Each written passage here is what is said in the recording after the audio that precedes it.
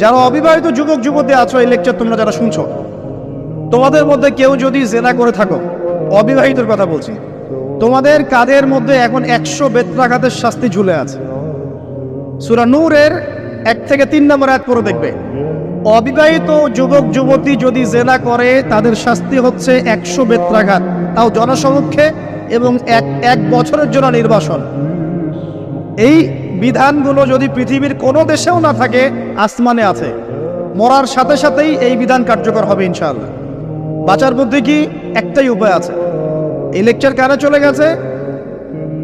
অনতিবিলম্বে ওযু করবে, ওযু করে খালেসভাবে রাতের শেষ রাতে জায়নামাজ বিছাবে, জায়নামাজ বিছিয়ে আল্লাহর সামনে দাঁড়িয়ে 2 রাকাত নামাজ পড়বে, পড়ে নিজের পাপের কথা স্মরণ করে চোখ দিয়ে দরদর করে পানি ফেলে দিবে, আল্লাহকে সেজদায় গিয়ে বলবে, আল্লাহ আমি জেনা করেছি, আমাকে মাফ করে দাও, আমার এই পাপের কথা কেউ জানে না, তুমি জানো, মাফ করে দাও।